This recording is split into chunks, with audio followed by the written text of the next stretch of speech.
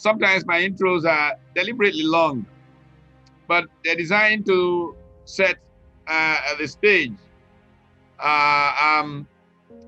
Education was such a prized thing in Nigeria in colonial times, and people talked in the gilded language of those times about the golden fleece and the pursuit of the golden fleece.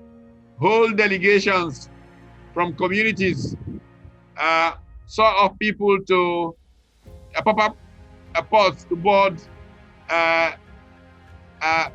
ship going to Europe, with people going off to study as the object of the celebration. The late K.O. Mbadiwe never stopped talking about the 8 Argonauts, those who set sail, literally smuggled themselves on ship to go off to America to go to school. I have had myself many occasions to comment on matters related to the pursuit of this noble treasure as Nigerians saw it back in those days.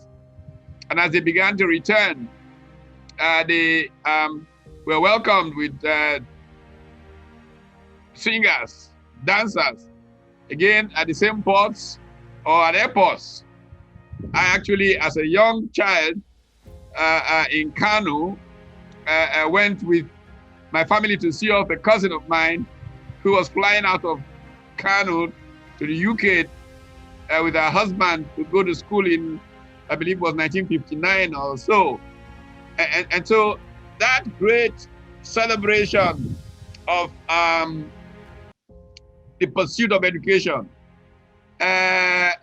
was something Nigerians were almost obsessed with, and it entered the policy arena in several ways. One of the great policy issues of the 50s as self-government came to Nigeria was the question of free education. The government of Western Nigeria having tried to introduce universal basic primary education, as it were, free, attracted competition. Dr. Nnamdi Azikiwe, returning to Enugu to become prime minister, sought to compete against the policies of Western region on those lines.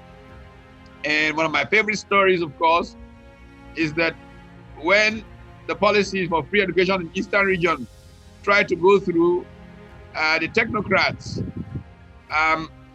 thought they didn't have enough money to execute it.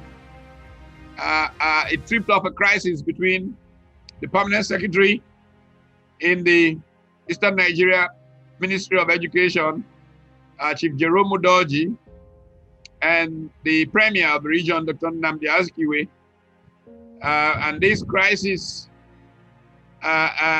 came because Chief Udoji's team suggested that since Eastern Nigeria didn't make as much money and could not afford free education, that it should introduce fees for primary 1 and primary 5.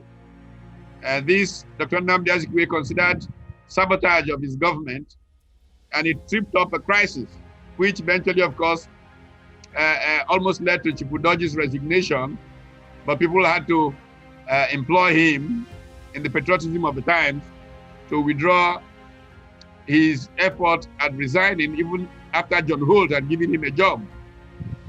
But that history, when we look at all of that struggle, which led Eastern region to creating a whole new philosophy of how to catch up or drive education. This philosophy, generally known as Ibuan Idanda, brought together the missionaries, the communities, and the government in a dramatic effort to improve our education access. It is that background that I take to the challenges of now, to therefore pose the question to Professor Pai Obanya as we start: what happened to education? why is it perceived as having gone up and come down, if that can be considered the truth of what has happened in Nigeria? Where did we start from and where are we today? Global omnibus kind of question to open with, but we thank you for taking on that. Professor Obanya. I hope you can hear me. I can hear you, yes. Okay. First of all, let's say that education is not synonymous with schooling, and that wherever human beings have gathered together, there has been this systematic, I repeat, practice of transferring culture to the next generation. In other words, preparing the next generation for leadership. It has always been there. And that when we say education, there are four roots converging. One is incidental education, as we are here trying to connect, we've learned something.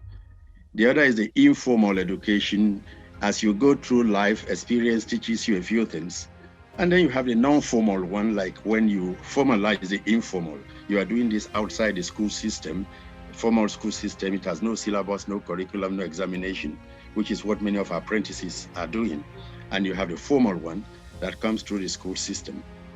But strictly speaking, in practice, all the four come together. So education, what I'm trying to say is that education did not really start from the colonial experience. It has always been there. And the colonial experience did prepare an elite class to help with the colonial administration. At independence, like in other African country, we felt in Nigeria, we needed something that would be, closely related to our developmental expectations, aspirations. And that was how the idea of first expansion of access started. And this idea of free education, at least at the basic level. Other things have happened since then. And one great thing that happened at independence or soon after independence was the great National Curriculum Conference, I think of 1977. That was where Nigerians sat together for the first time to define the future, sort of 1969, the future of education. And from then on, so many other things happened. We had this expansion, improved access in most parts of the country. We had expansion in terms of secondary education, because by that 1960, you could count on your fingertips the number of secondary schools in Nigeria. Today, you can no longer count. Even higher education in terms of universities, starting with the explosion that started with the University of Nigeria, Nsukka, and the other regional universities, and everything else. So the summary is that, one, we've always treasured education. Second, we tried to transform Western education to our needs by that getting together of 1969. And we did achieve expansion in terms of numbers.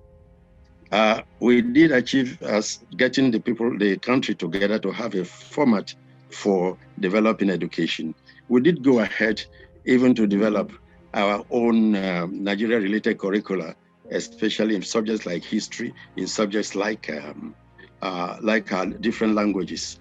We did align with international developments in that we went, we brought in integrated social science, integrated science, and the rest of it. And we trained manpower in the early days.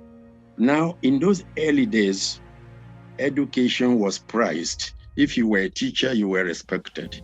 If you passed any London, Cambridge examination, you were respected.